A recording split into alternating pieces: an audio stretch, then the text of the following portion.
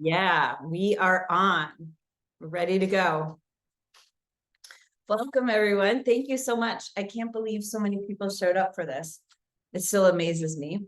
And I'm really excited to connect with everyone here. So I just want to see who is here and say hi. If you want to just throw your name in the chat. And I can see Claudia, Christine, Ashanka, Ingrid. Yay! Lots of iPhones. Two Ingrids, Yanya, Jean, Judy, Lone, Melissa, Monica. So many women. I think there's a few men here. Is there? Let's see. Usually we get a few to represent the divine masculine. Claudia, your hair is getting long. I love it. Good color in you. Hi. So here we all are together, and it's kind of weird because I'm like, oh my gosh, like you're here to listen to me talk.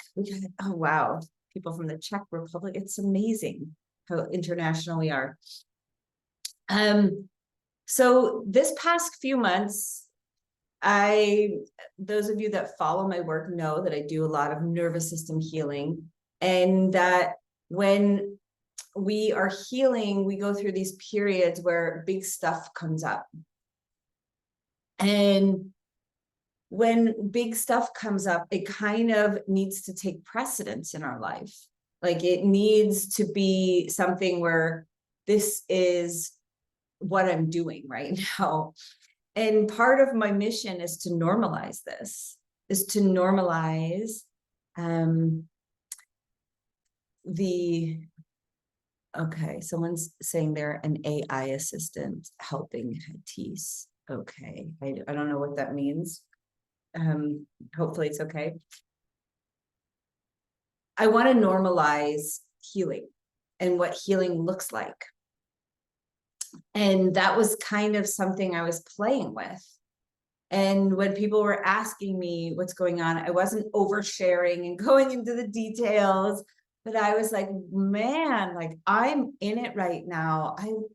I've just been taking a lot of time for myself. I've been, really just being gentle. I authentically express like what's happening. And then we also had a friend of mine living with us. And this friend is an old friend, 15 years ago, back when I was more wild and crazy and, farming cannabis. I'll just say it out loud. Did that for a long time. Very good to me. I had a friend and I was working on his farm, and I had just figured out I was pregnant, and he just got this wolf puppy. And it was like amazing. I was like there the day this wolf puppy came, and this 5-year-old whose parents were raising these wolves was there, and he's rolling around with this wolf puppy. And then I got in and I was like taken over. And this white wolf Baloo has been around throughout Satori's whole life. And when I see my friend, I go say hi to him or whatever. But he left and he moved and then came back to California and was staying with us. And Blue was really sick. And so he had to wind up putting the wolf down. It was a really hard choice. And we were all involved, and it was so hard. And it became this like significance in my life. Like all of a sudden this wolf took over again. And I love this beautiful creature. And it was so hard. And he was just suffering so hard, so much. And it was this choice where my friend had to like surrender and be like, okay, this is about my attachment, and it's not about this dog. And if this wolf were in the wild, it would have already wandered off and joined the circle again. So the wolf was put to sleep and buried in my garden, which is so powerful and so beautiful. And then this wolf started like coming up like so much, so much, so much. So of course I start like, okay, what do you want to say? What do you want to tell me? And I had kind of visited something a long time ago, knowing that the Valentine's Day is really, it was imposed upon a time in Italy when the celebration of Lupercarius was celebrated. And I always knew it was a time where women were running wild and men were whipping women, and it was like wild and crazy. But I didn't really know much about it. And it's part of my lineage. So it was interesting. So when all of this happened, I'm like looking around, I found Lupa, the wolf goddess, the she wolf. And I almost like keeled over because it was everything that was happening for me. And it was all the confirmation, all of the nudging. And all of a sudden I'm now with Isis and Lupa, and I was in the dark cave. I was so in the dark cave, so much intense, crazy shedding, ancestral abuse, trauma, all these things came up, things that weren't mine, things that were confronting this, confronting that. And I heard the words, let go, just let go. And I was like, oh yeah, just like we had to like let go of Baloo. And Isis was sharing with me that I needed to be open to allowing myself to completely let go on a level that I never had before, because I've never wanted to accept that there is a divine will. And I had so much of this like story around what sovereignty is, that I was the sovereign co-creator. Well, there's the co part. And in that co-creation, I realized that means it's like a collaboration. This isn't something where my ego gets to decide what I'm going to do, how it's going to happen. This is, you know, this, and to be quite honest, if I'm creating and I'm creating as a conscious creator, it's not even my small ego self that's making those decisions. I can pluck what I can from the ethers and share and really step into my depths to know what it is I want to create. But that's not my ego self. And so it's been this journey. And at one part, you know, I included those photos from the redwoods because I went and we got to spend some days there, and it was really quite powerful part of this journey because it was this time with Lupa, and where Athena, my 4-year-old, and I got to like run naked outside in the rain and like howl and be fun and play in the woods. And it was amazing. It's got to make a shout out. So I'm in this tree, and if you've ever been into the redwoods or seen them, a lot of these ancient trees, they're kind of hollow in the middle. Like some of them have been burnt out, some of them they just grow that way. And so, and you can go inside, and it can be a little like murky, like, oh, I'm gonna get bugs in my hair kind of thing. But I'm basically inside this tree, and there's this one you can like nudge yourself in, and I'm in this space, and it's like, oh my gosh, I'm in the cave. And I'm like, is this real? Is this real? And then I get this text message from beloved Ashanka on WhatsApp, whatever. And it was such a beautiful message. And it was such a confirmation of what I was doing. And so I just knew that I had to share this. I knew that it had to come to the world. So what was coming through really, as I'm doing my own healing, was this realization and this question, because Lupa is the mother of Rome.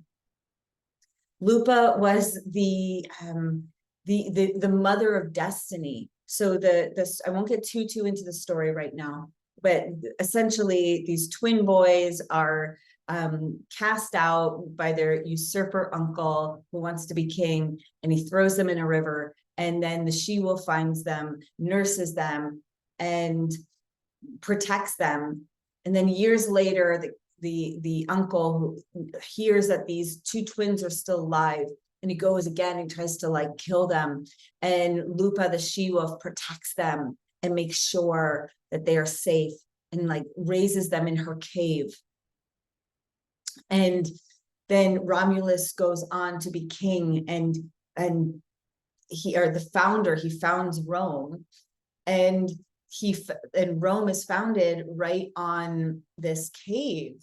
And to honor Lupa, to honor that cave. Yet if we like track and look at Rome, women were like subjugated. Women were becoming like, like less than. So how does the feminine become so subjugated to the point where I'm like researching this, the word Lupa becomes synonymous with prostitute. And then, here we are, we're all in Western civilization, all paths lead to Rome type of thing. And I start looking at this idea and the she-wolf becomes like, you're a she-wolf, you're a devil, you're bad, you're mean, you're she-wolf. And I'm like, holy crap, it got deduced to the word bitch. So here, how in the world did this revered creature that, offers so much, nursed these children to, become, so that they could fulfill their destiny. She created their destiny. They would have died if it wasn't for her. So she like urges them and gives them this like destined plan. And yet in the end, she is just vilified. So I'm like writing these, I'm journaling, and I'm just like, what about this? And that's what I do. And then usually, it's like through then time, these answers come, get these aha moments.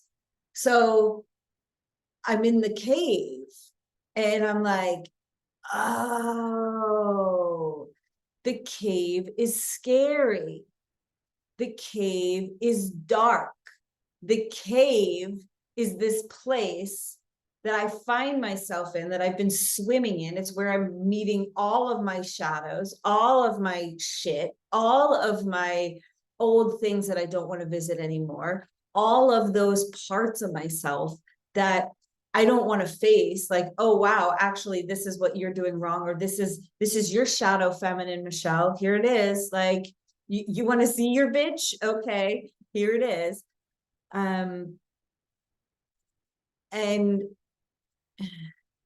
sorry, something keeps popping up and distracting me. And so I really started to get like, aha, it's the cave. And then I started thinking about it, and I mean, I don't have tons of research on it or anything right now. I'd have to pull some stuff together, but it's cooking. But I'm like, oh, Medusa was in the cave, and they had to like go in the cave to like get her head. And if you stared at her, she'll turn you to ice. And, we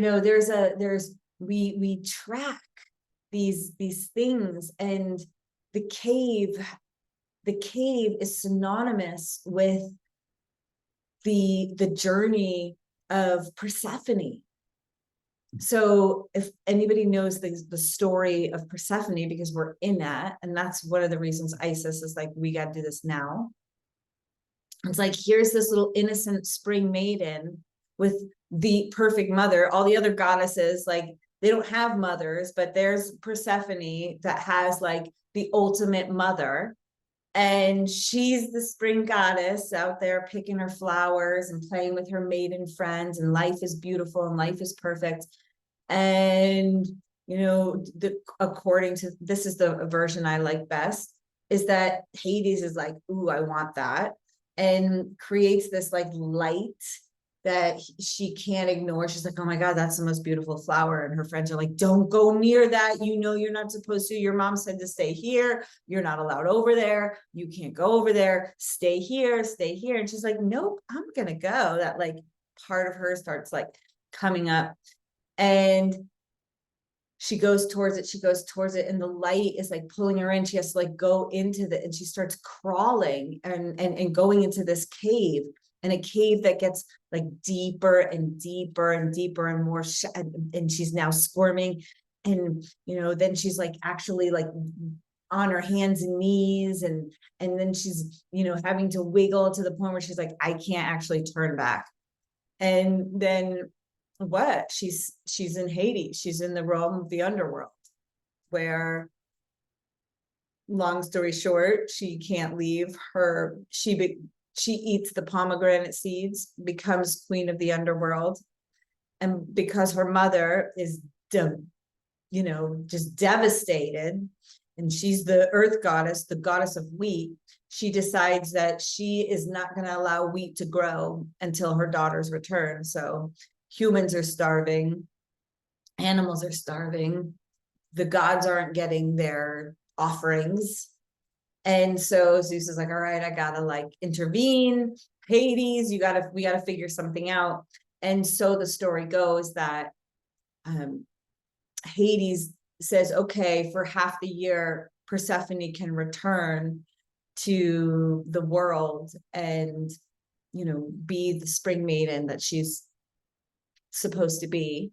And then half the year, she's the goddess of the underworld. And so right now, as here in the Northern Hemisphere, the spring is emerging, everything's popping up. We are preparing for the return of Persephone.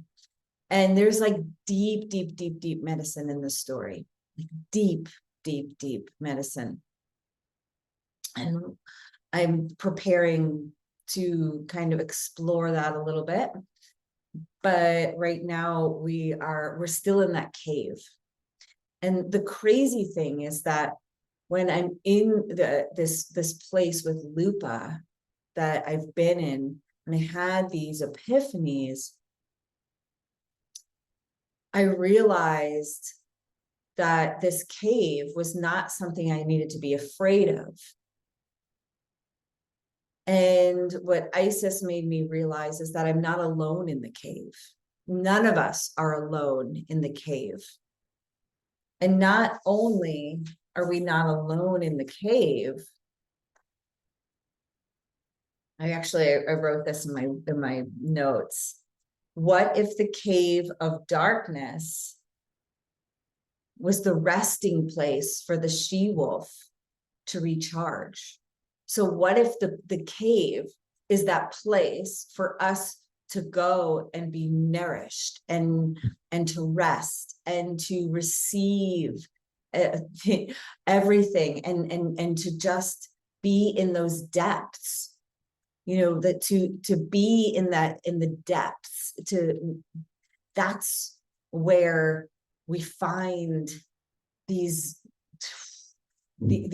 places inside. Like that's where I'm finding Isis. That's where I found like all these revelations. It's not out, in the sun. Yeah, sure, it's beautiful to enjoy and rejoice and be in the sun and be out in the light and love, but where those like ripe pomegranate juicy seeds are it's like in the mystery of the depths. And it's something that you can't really like put into words so much unless you've tasted it. And it's not like I'm a glutton for punishment. And I'm not like encouraging suffering. It's not what this is about, because you don't have to be like, this is what I'm trying to say is you don't have to be in suffering.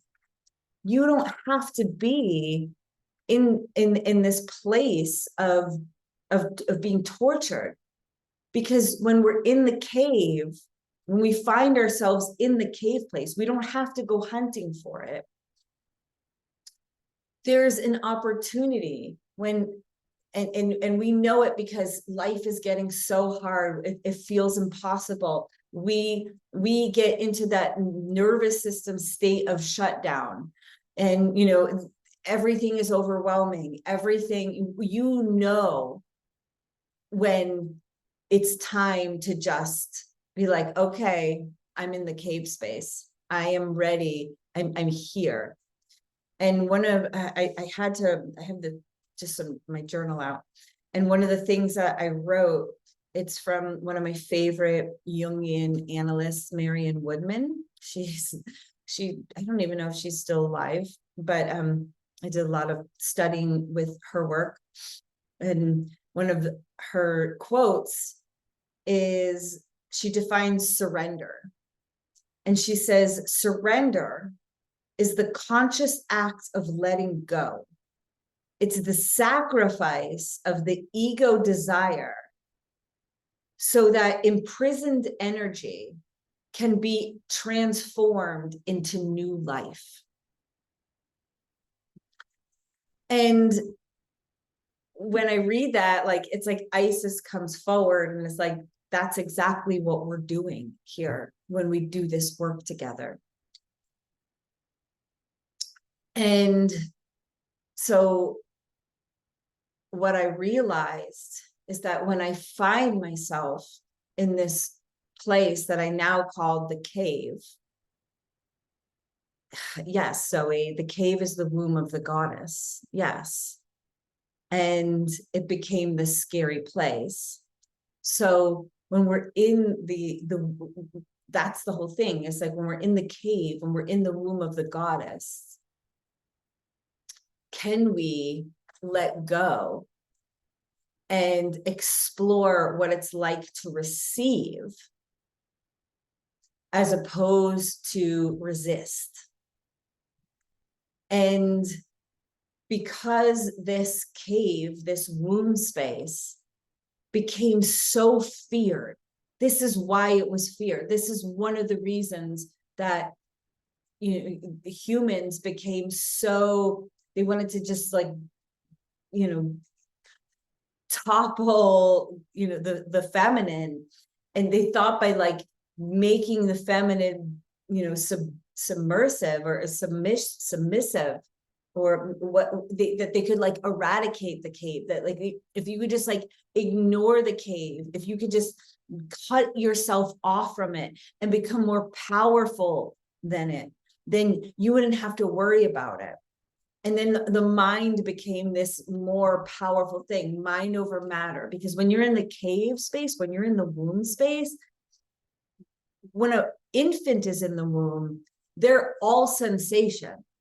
They're taking in sensation. They feel they're in warm, they're in liquid. Their body is pressing up against, the cushiony uterus, like it's, and they're taking that in.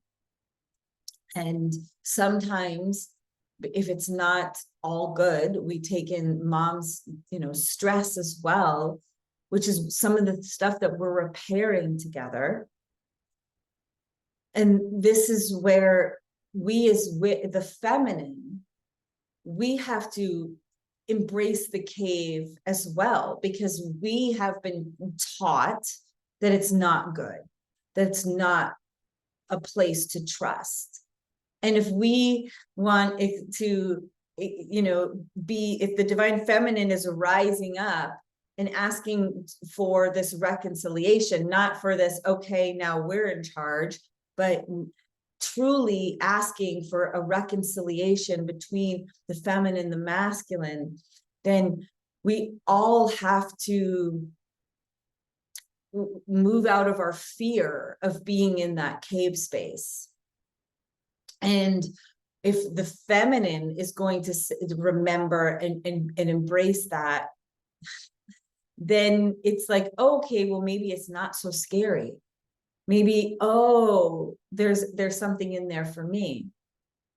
Maybe a man finds their own Hades. They find whatever treasures, they can be nourished. You know, the king of Rome is nourished. He's created at the breasts of the she-wolf. Like he finds his courage. He finds all the Roman majestic qualities that there were. I think of my brother. My brother is like a quintessential like Roman, and he's like valor. He had a company called Valor Wrestling, and like valor and courage and ferocity and like these things came from these children being raised by this she-wolf that was there to suckle, to nurture them, to provide for them. So what we're doing here together and what Isis is calling us to do is to come back into the womb space, come back into the cave.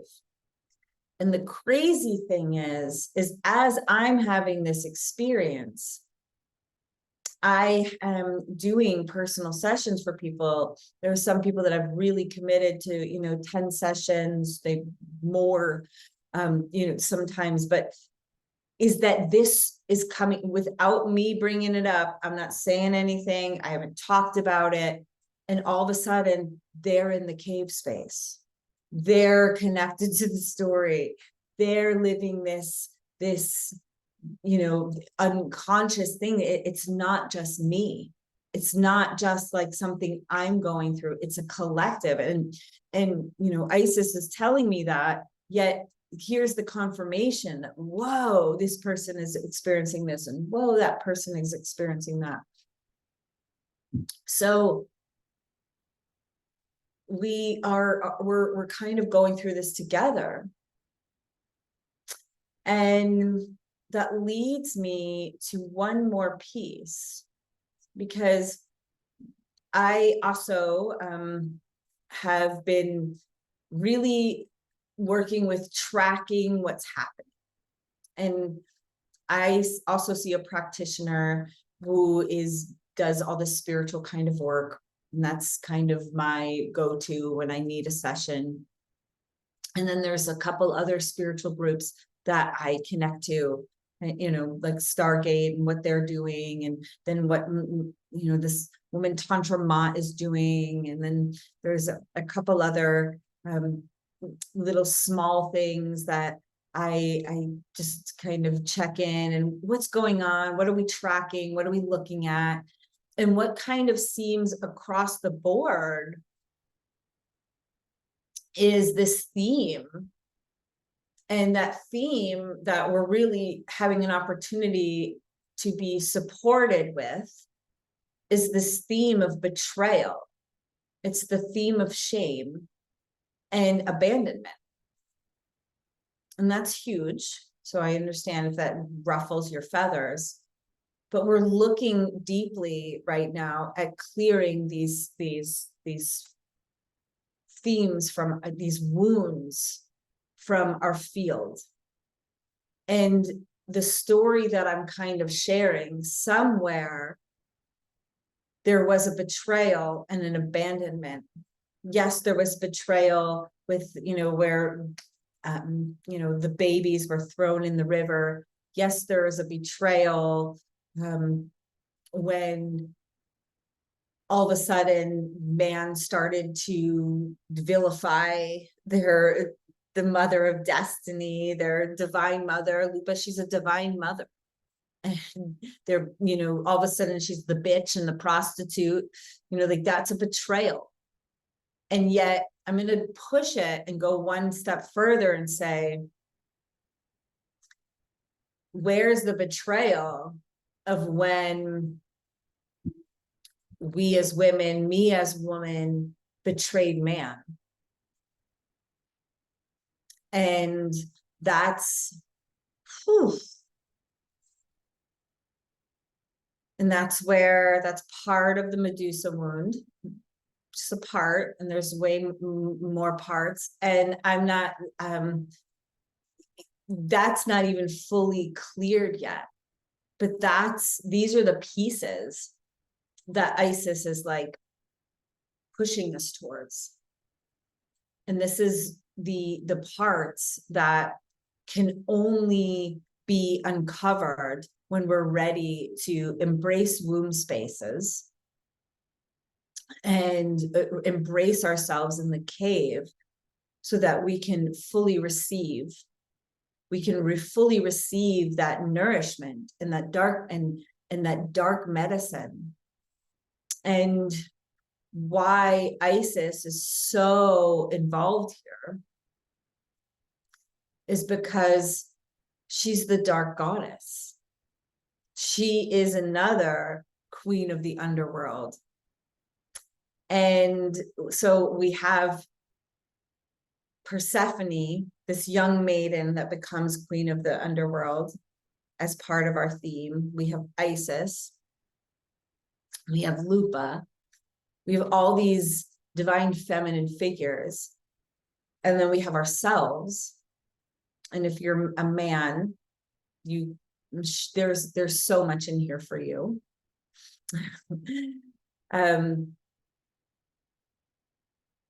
Yet where are we? And it's not to go pushing and really, be like, I'm this, I'm that, but it's about receiving, is about being with exactly what's happening inside as it is. And that's a quintessential definition of embodiment. It's about sitting with exactly what's happening inside without trying to change it or make it different, just being with it.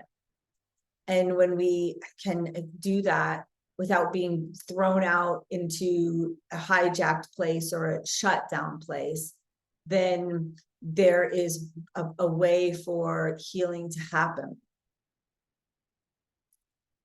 So we are making this reconciliation. We are healing our wounds of abandonment. It's like, we don't know what came first, the chicken or the egg. Did the man, did the woman, did that? We have to take that step forward and say, we all played these parts. We've all been in all shoes. It's not men, it's not the women. Oh, I'm the victim. We've all been the victim. We've all been the perpetrator.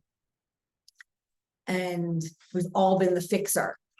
And we're not trying to be that either. We're trying to be in our perfect divine light.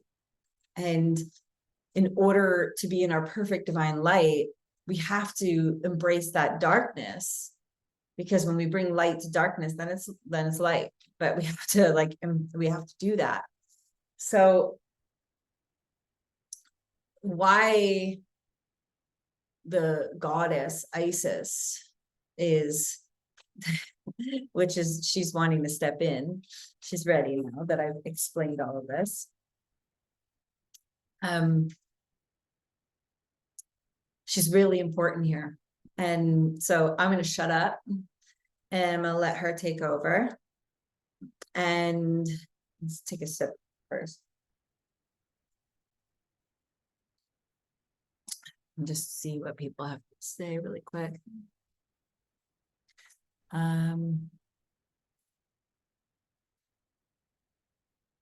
Okay.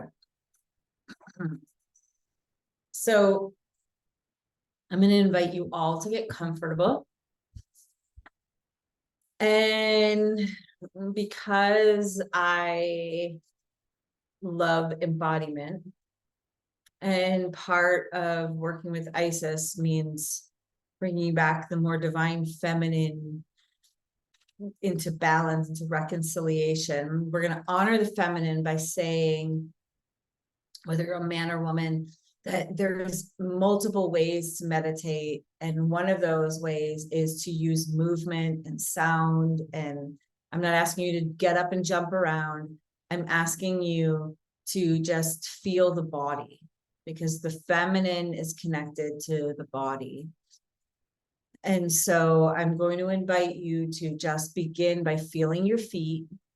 where your toes, your heels,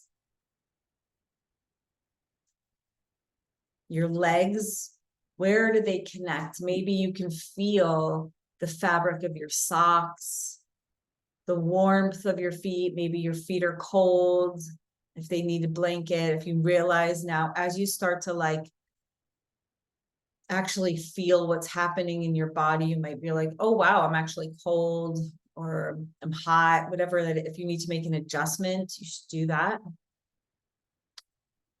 And then settle back into noticing, and you can travel and feel where your legs, where your pelvis makes contact. And you might notice that one sit bone has more pressure than the other. There's certain places where your legs are actually meeting the chair. You can feel your back. You can stand up during this if you wish and still just feel the body. We're just feeling all those points.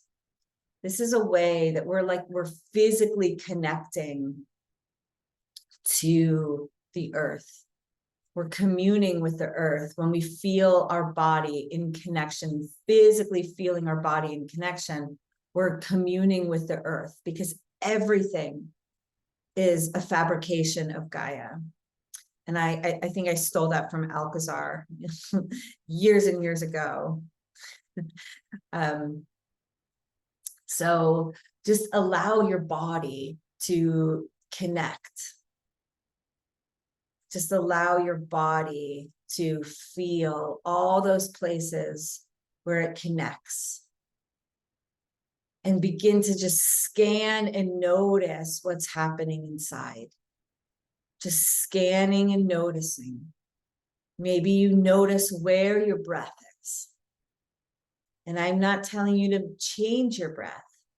I just want you to notice where it is and allow it to be there.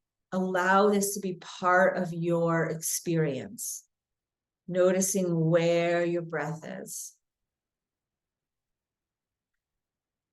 And if you are feeling unsettled, if this feels like you're irritated, if you feel anxious, if any part of you feels like, I just want to run away, I don't want to do this, you feel resistance, just take your hands and just shake them out a little bit.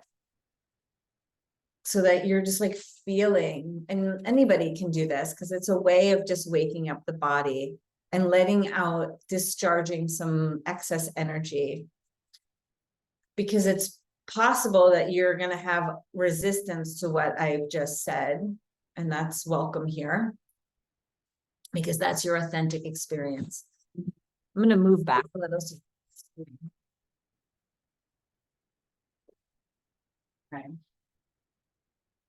I'm having my office renovated, so excuse the mess at the bottom. It hasn't been painted yet.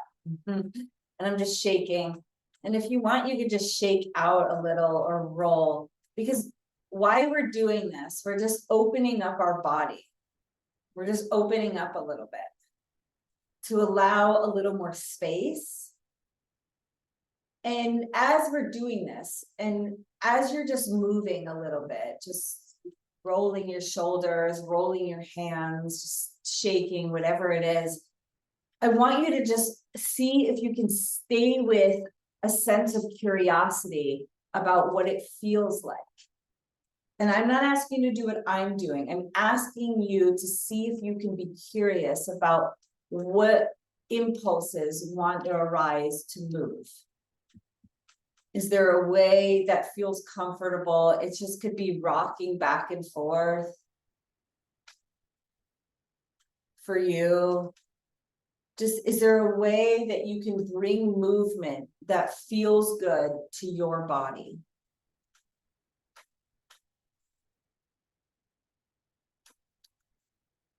And when we do this, we're telling our body that it's safe.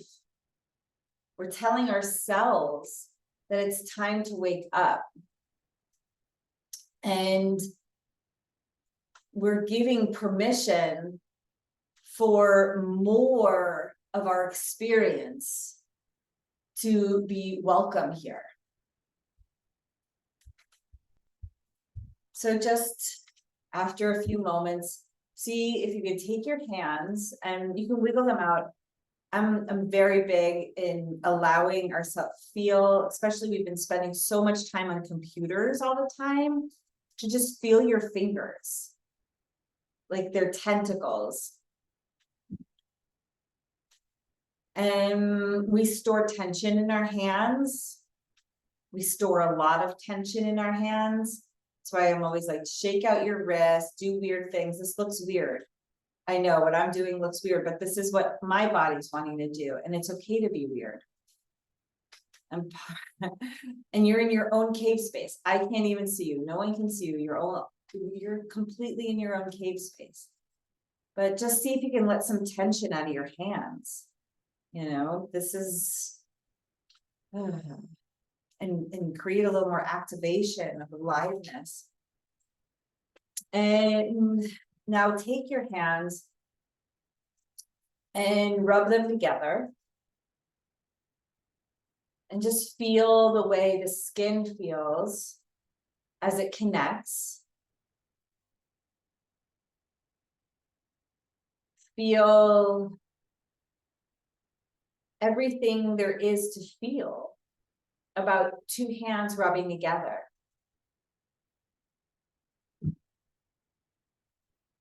And if you get tired, you can just go slow. You can go fast, whatever feels good. And when you're ready,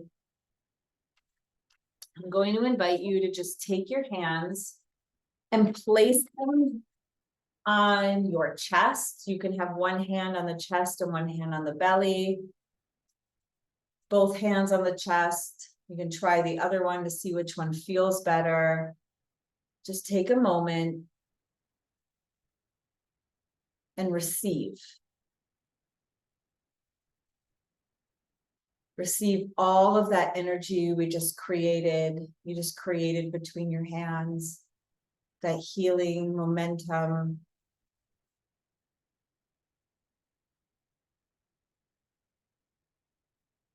Dearest ones, it is Isis, and I am with you. As this one has shared, feel the weight, feel the pressure, feel the quality of the touch.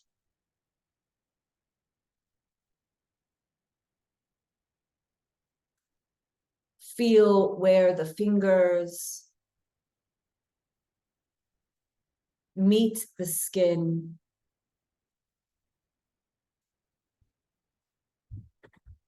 Just be completely curious about how your body receives this healing touch.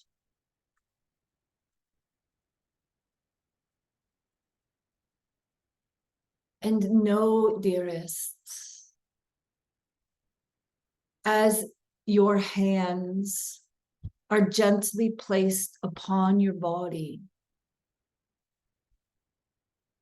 I am coming forward to add my energy infused in your hands, so that every experience of this touch is infused with the Divine Mother.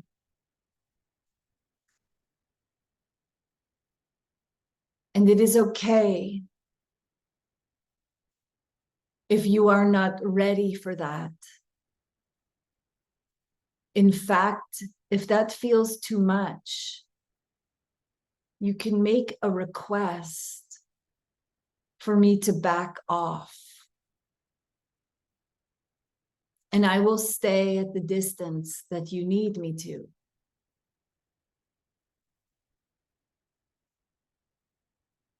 So take a moment and decide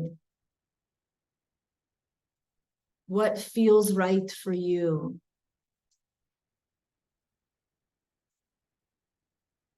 What is important, dearests, is that you know that I am with you.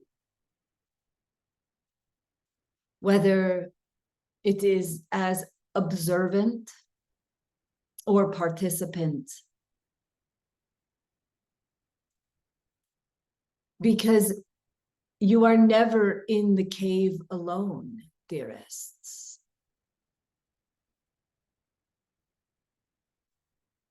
And that is a huge part of where some of these abandonment themes begun.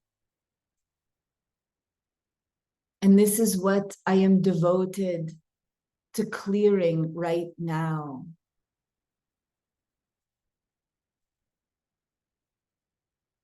For human evolution into an ascended race means that I must roll up my sleeves and get into the places where the societies are still stuck, where they need, where you all need this experience of reconciliation. Reconciliation so that you know that this cave space is safe.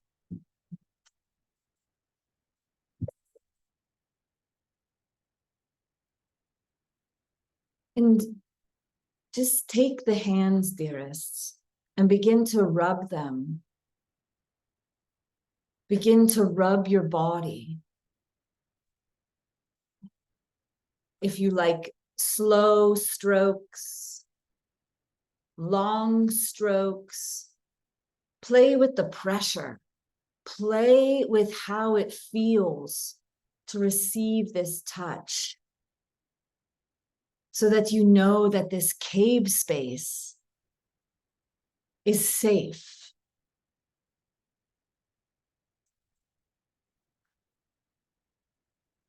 And if that throws you off, just keep coming back to the touch. Keep coming back to the touch.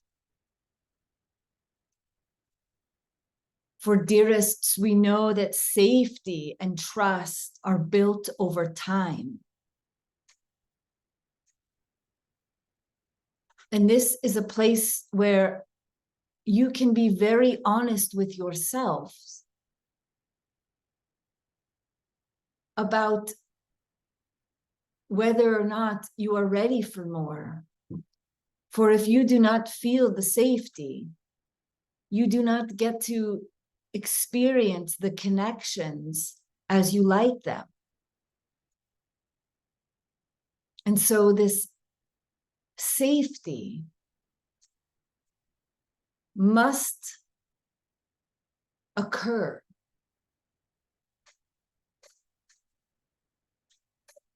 And just as the infant in the womb of the mother experiences the world through the skin, through the touch, through the sensations,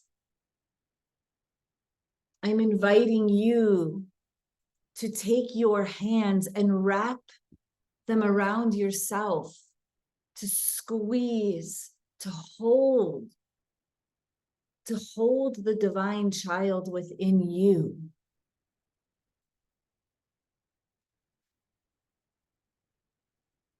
Just as this she-wolf goddess would wrap the children in her fur, wrapped her body around them. This is common with animals. Maybe your cats, not so much, but they often like to cuddle in. They like to fall themselves into the feeling of the other. And it's because it creates a sense of safety. And if you wish, you can take your body and just rock it back and forth a little. Your eyes closed, your arms wrapped around yourself. See if you can just play with a gentle sense of rocking. Slow, curled in. As if you are in my womb. As if this cave space is the womb. And again, if it's too much to call it my womb, just feel the felt sense experience of the body rocking ever so gently and softly, feeling the weight of the hands, the pressure as you hold yourself, squeezing a little in a way that feels good for you. Feel yourselves being held. Being held.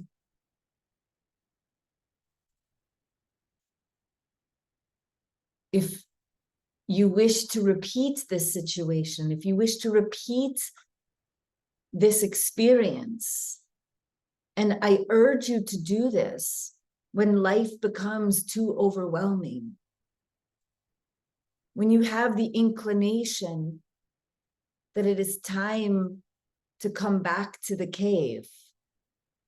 You may do this laying down. And for some, they enjoy to be in what you call this fetal position, this place where you are all curled up together and you can feel a little bit of a squeeze of the muscles. And even now you can just kind of give yourself this self-hug and feel a little squeezing of the muscles. Dearest, I'm here to give you an embodied experience of what it feels like to be held. We start here. This is a huge part of the reconciliation that needs to occur. So just give yourself this experience. Be open and curious. And when you are ready, can you just allow yourselves an opportunity to just notice what it feels like now to be completely held.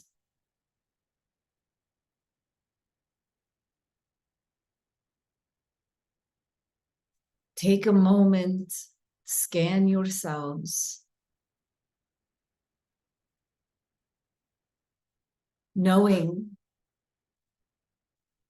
for those of you that resonate with your coming spring, being in the cave means getting closer to the door where it's time to come out soon. And those of you that resonate more with your southern hemisphere might feel yourselves being drawn back into that cave space. And your physical location does not have to dictate this, dearests. You can syncopate to the rhythm that is right for you. Some of you will syncopate to the rhythms of your ancestors. Rhythms of your lineages. to the lands that you are living in at the moment, to the land that you spent time in. Some of you will syncopate to the rhythm of a particular experience or experiences that need tending to at this period of your life.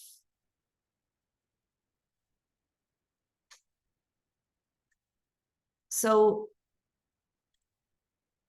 as you are here, slowing down, coming into this interface of what this one likes to call your wisdom body, you can feel, am I preparing myself to emerge from the cave? Or am I preparing myself to go in?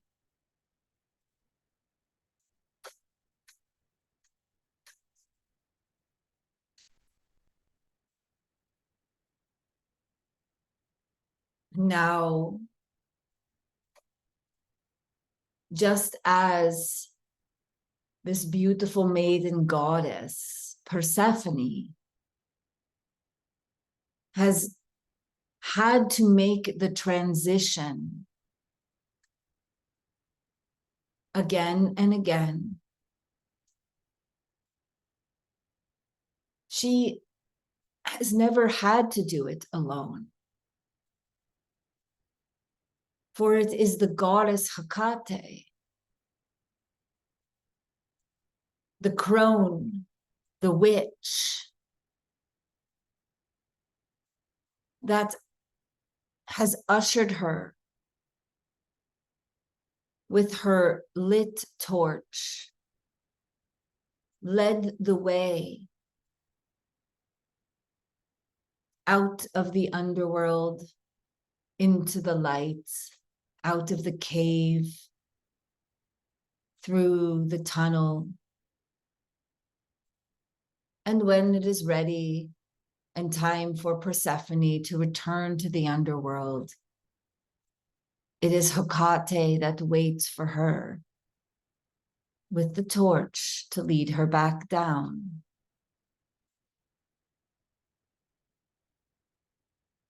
And so, dearests, I remind you that whatever place you are in, you will not have to make this journey alone. For your guides are with you.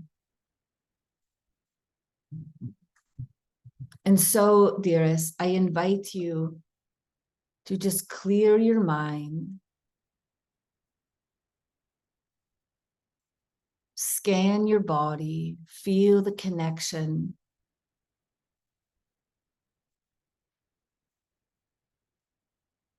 of yourself. And when you are ready,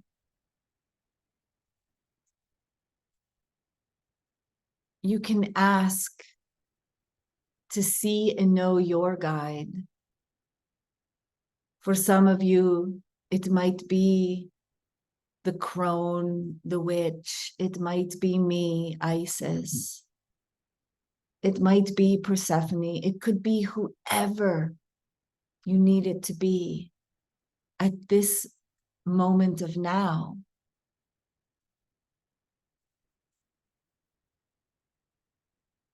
And maybe you can just scan and feel and notice. Just receive, dearests, receive what is happening inside. Receive any impulses, sensations, images. Receive this guide.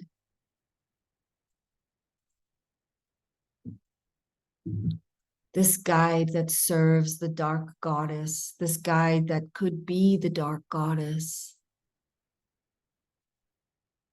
this guide that ultimately serves the Divine Mother, ultimately serves Ma'at, the cosmic justice, the divine justice.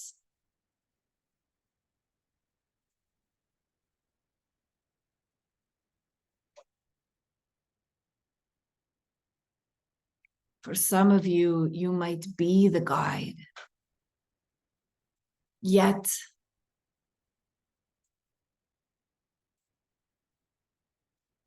we are all the mother, the maiden, and the crone. So if you feel yourself being pulled, like, I feel like the guide, know that that might be something that you are here to explore.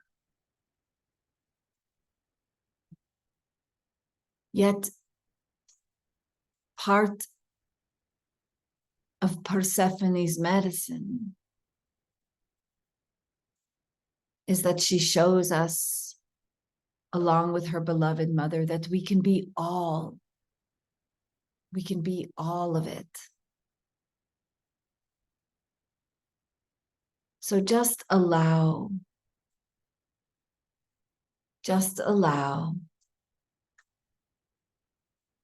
And if you are a man, you might not resonate with being a maiden. Yet this time of year, it is the hunter.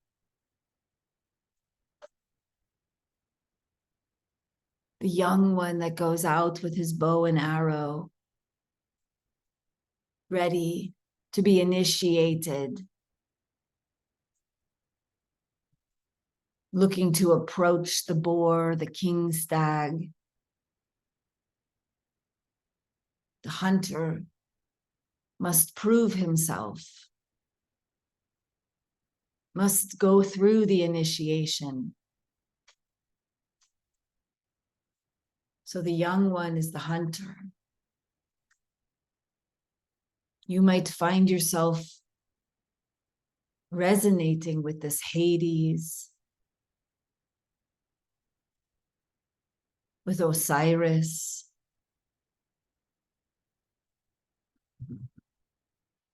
or you might feel yourself as the elder,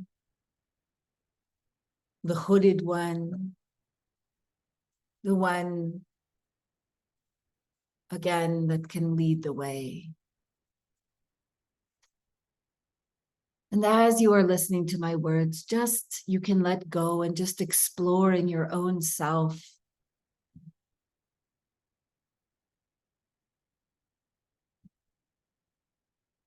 And ask yourself, what does it feel like to return, to be in this cave, to be in a cave of darkness? If you are in it, or you are preparing yourself for it, what kind of nourishment do I receive?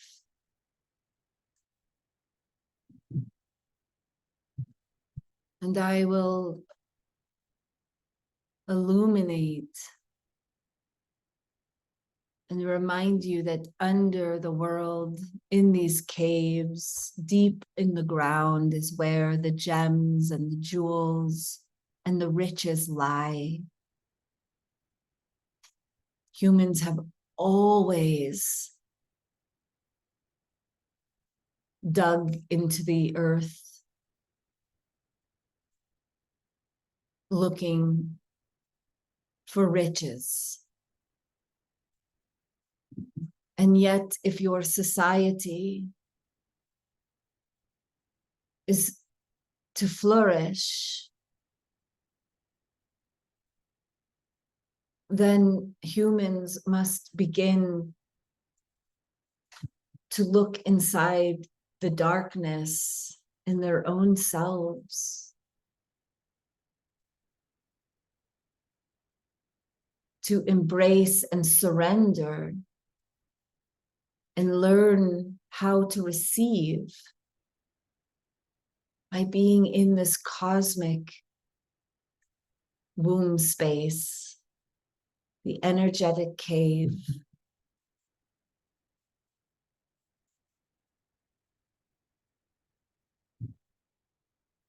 Where there are many alliances. You will never be alone. And while you are in this cave, dearests, there might be one that you need to reconcile with. There might be many.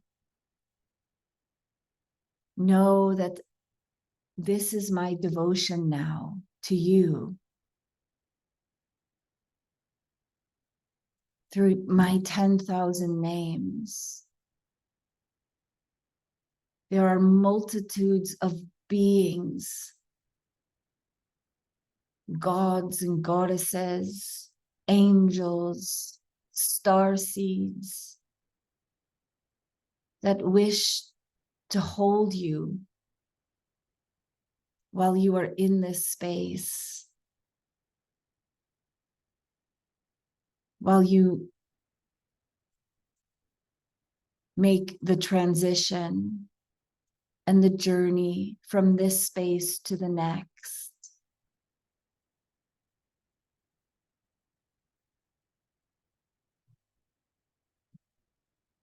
And your only job, dearests, the only thing, and I'm sorry to use this word job because we know that it is programmed terribly, but the only thing for you to care about or focus on is, how do I receive?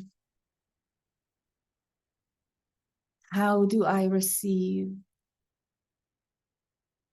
How do I receive the touch, the sensations inside me? Can I slow down enough? Can I slow down enough to receive the support from the ground beneath me?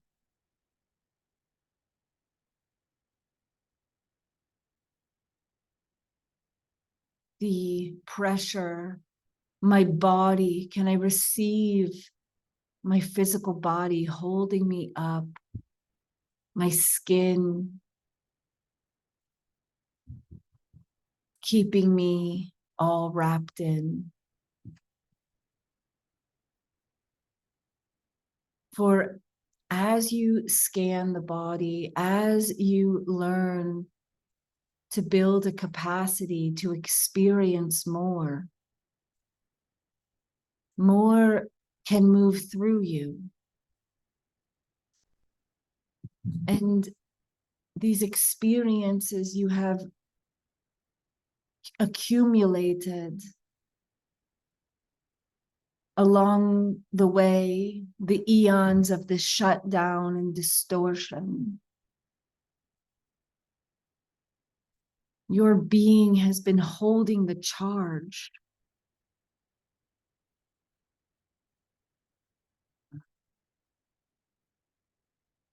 As this one has shared in her quote, there is imprisoned energy. And the more that you can build the capacity, the more we can create the outlet to let it go. And this one, represented by your Hecate, is the symbol of transition. She's the one that guides this process of opening up and letting it go.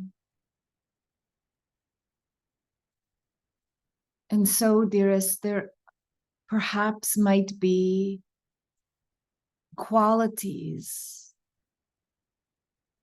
limitations, experiences that you are dealing with that you must tend to. Some of these limitations are the identifications that you don't even know what it would be like to be something else, or you have no clue how you will get to the other side. What do you see, who you see yourself as? You have no idea how to make yourself that person, how to create that new environment. That is transition, dearests. And you don't have to make it alone. You have to receive. You have to slow down and become curious enough to receive the guidance, the support. And that starts with feeling the felt sense of your own safety, the felt sense of your own body,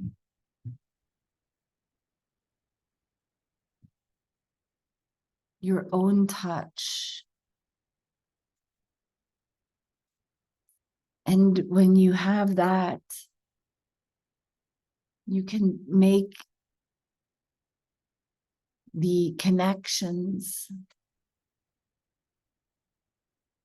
and you can explore the connections. And you don't have to always get it right, dearests. I love you and I am with you as you make the mistakes.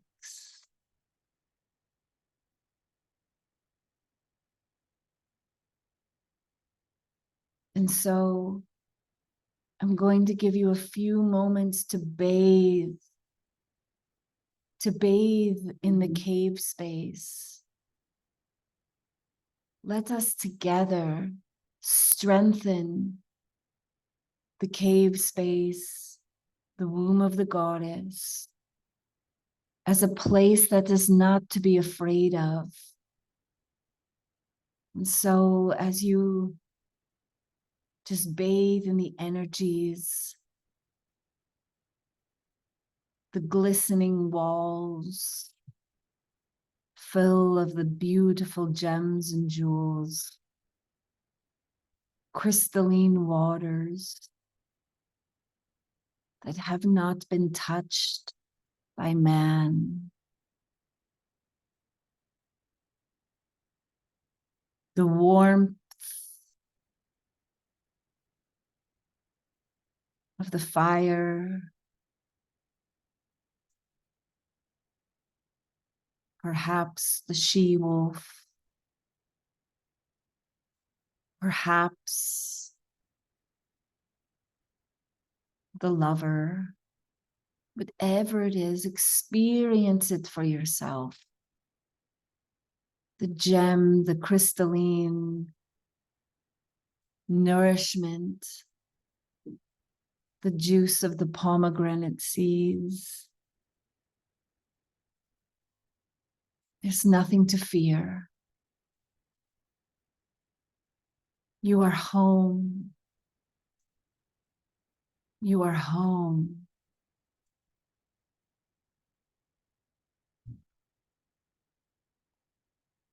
Humanity needs not to fear the cave space any longer.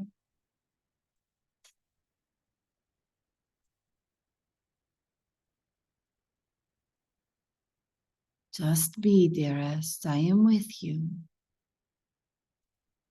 Infused in this beauty, in this dark, miraculous, nourishing beauty, rejuvenating you, holding you, protecting, keeping you safe,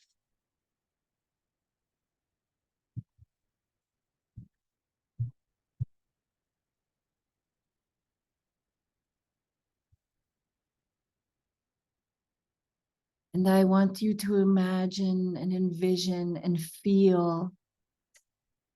There are those of you that might want to begin to move the pelvis, rock your pelvis back and forth, side to side. Some of you that might want to move the pelvis in circular motions a little. Just trust me. You're still in the energetics of the cave. I'm still holding you. The frequencies are still all around you. As you just rock a little in the pelvis, back and forth, forward and back, side to side. Feel what is good. Open it up a little. Open it up. Very good, dearests.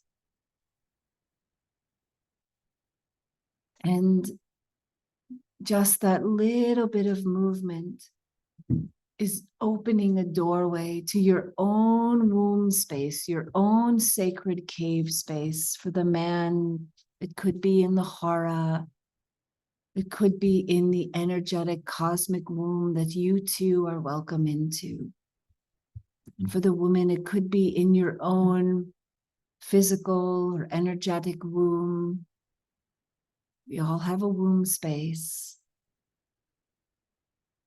So just connect with it now.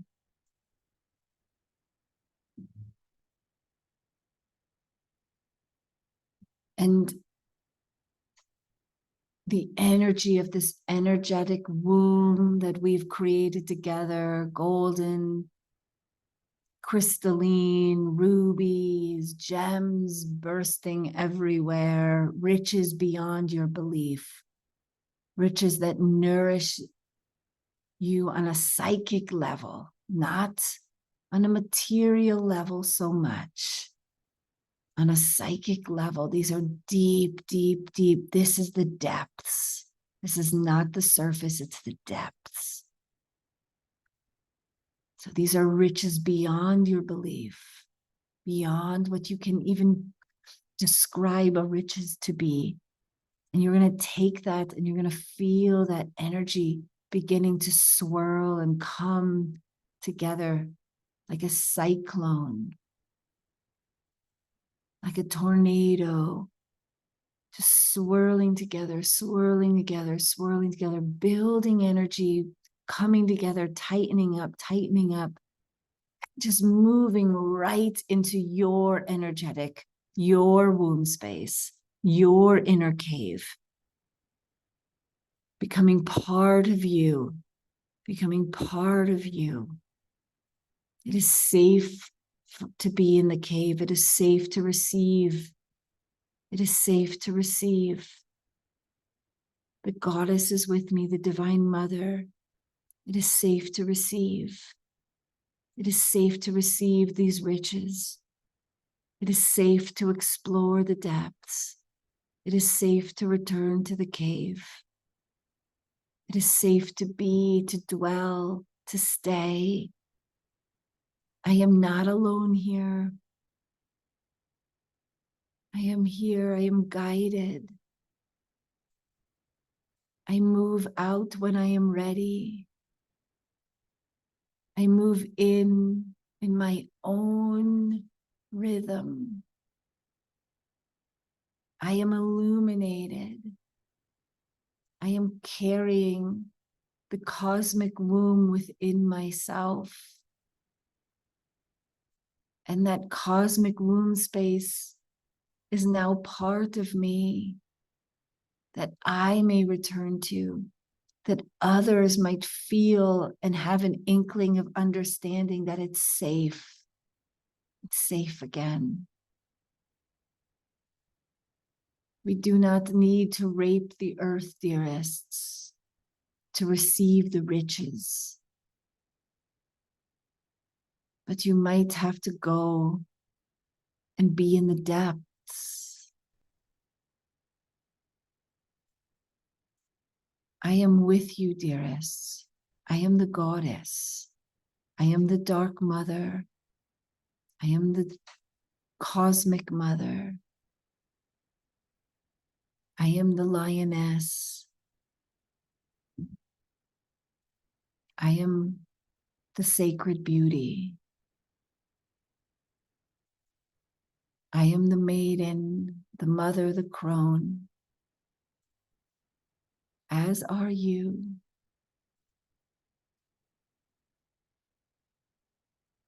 And I am with you always. And I am humbled and celebrate this path of reconciliation. And I will talk with you again very soon.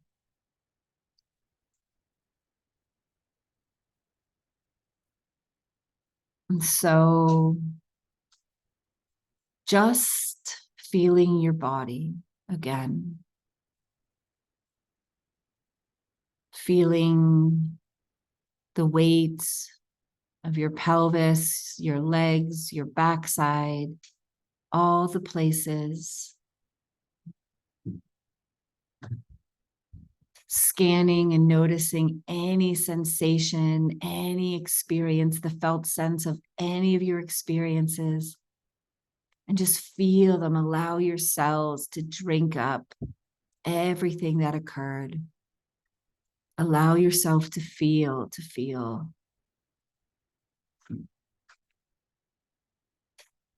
And coming back, bringing all of it. And you might want to begin to move your arms, wiggle your fingers, roll your shoulders, rock back and forth. Just make room in your body for this new cosmic energetic womb space that's been activated, that cave that you carry. Whew. Ooh. Okay. Oh, good. 12 o'clock. Mm-hmm. Whew.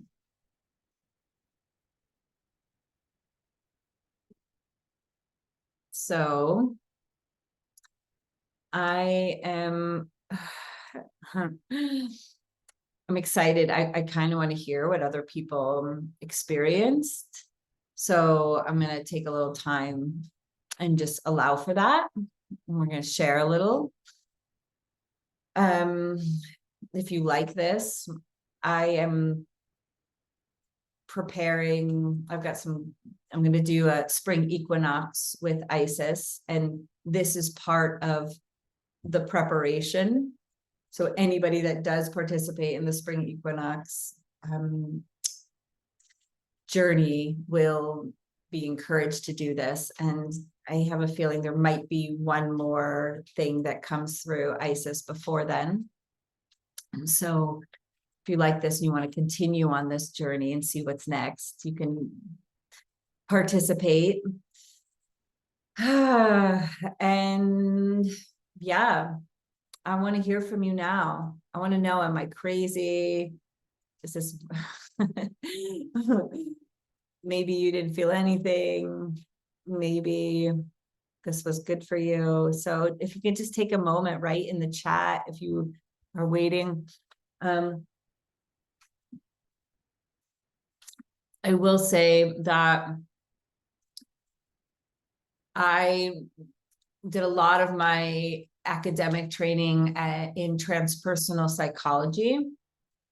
And one of the biggest emphasis and one of the biggest gems that I took from that, and what I use to work with the depths and I work with when I go into these spaces, is my writing. I am never without a journal. And it's the most disorganized thing you can imagine, but I write my experiences. I write, even if it's one word. And I draw, and like what came up when you do that, when you write, when you draw, when you walk and you feel, or even movement, to if you dance it, we want to integrate these experiences. I just had the gift of getting to join Deborah Giusti in her Egypt reactivated program. And after being, listening to the first one and being part of the second one, I'm like, of course we needed to integrate. Of course we need these integration periods. So every experience you have, integrate with that, feel with that, really receive what comes up. Lenore said she felt a very soft energy, warm and comfortable. It was amazing. Thank you. And Isis. Yeah.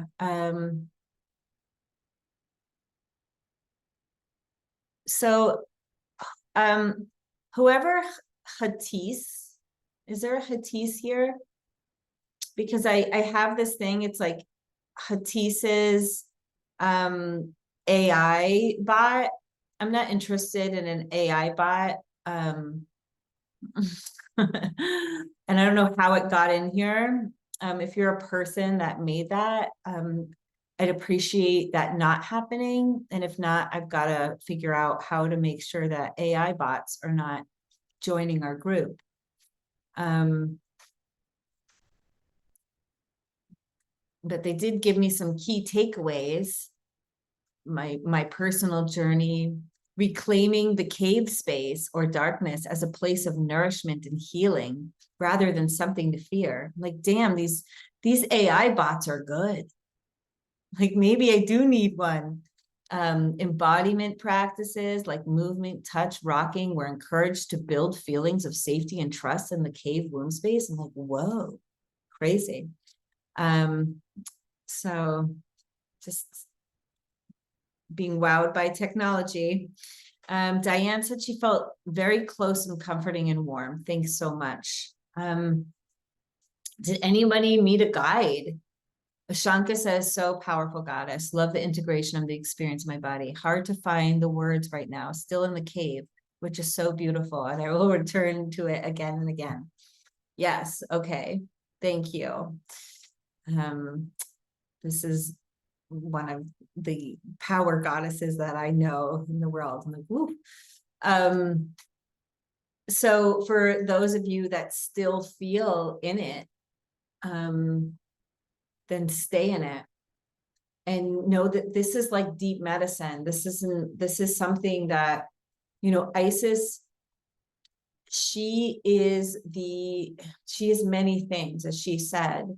And one of the things that she is the earth priestess. She's the high priestess of the earth. And her signature keynote is Virgo. And she is here to help us bring spirit into matter, to sacredize matter. Matter is the earth. This is the planet where, like matter is the most dense form. And we need to sacredize it. And our body is matter, our body, our physicality. And we're not meant to be like ignoring it and just going into the light. She's telling us that we need to embody this. We need to embody the energies that are given to us from our star families, from the cosmos. We are meant to dredge it all and to bring it into our breath and to our body. Christine Ferguson says, I don't have words right now. I can't even describe where I went, but I felt powerful and I went deep. Yes. Okay. So for all of you, I encourage that to just, maybe it didn't feel so deep for you, but maybe you felt something. Oh, a dragon guide. Judy says, it feels like the cave itself was my guide. The loving energies flow through. That's cool. That's super cool. I love that. I love that because the cave is alive. It's alive. Everything on the earth is alive. And, I mentioned I was in the redwoods and received a lot. Like when I was in deep in these trees, like in this like dark cave space.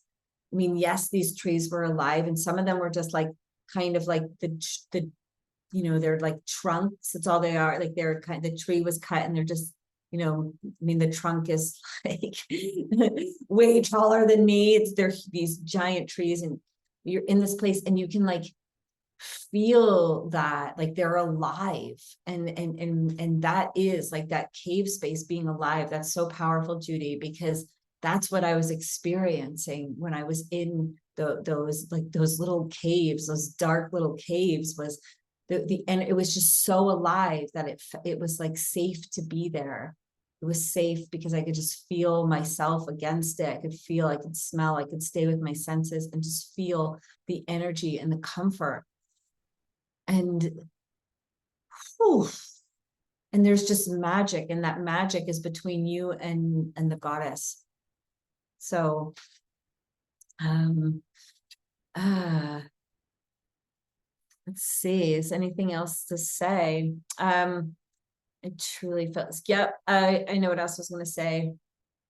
I have also created, I'm going to do a group of just, I'm allowing 12 women. It's 6 weeks. It's going to start, I'm going to do the spring equinox. I think it's 17th, 18th, or yeah, 18th, 19th, 20th, and 21st of March is my little spring equinox thing.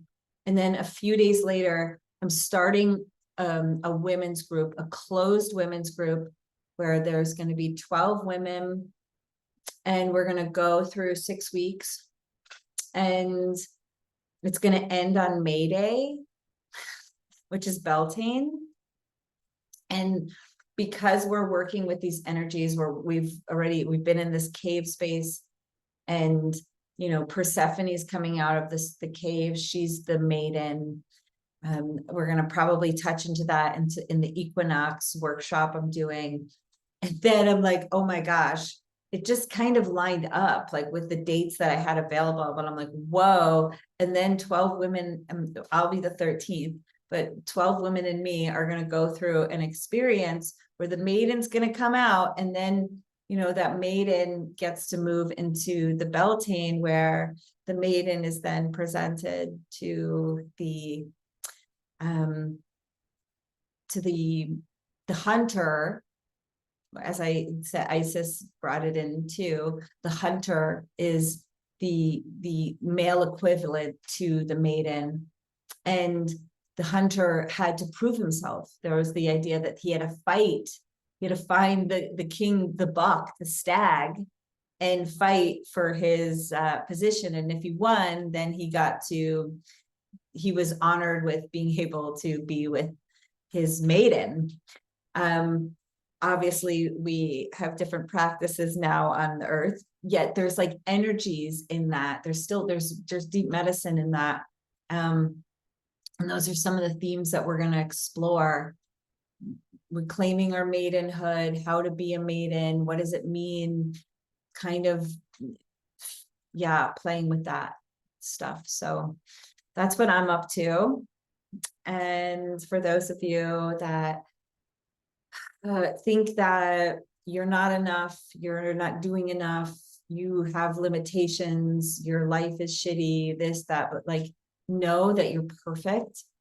And the more that you can just love yourself, you can just stop and hold yourself in these moments and just be with yourself, just be so real and authentic. Like, this is who I am, right? And this is what I'm experiencing, and bring your compassion, bring your touch, slow yourself down to be with that part. That's how we create this healing. That's the divine feminine path of healing. It's slow, it's nurturing, it's sustainable. It involves us bringing our movements, our sounds, our finding our yes and our no's, and loving ourselves, and knowing that the dark goddess is back. She's here. She's been distorted. She's been ripped apart.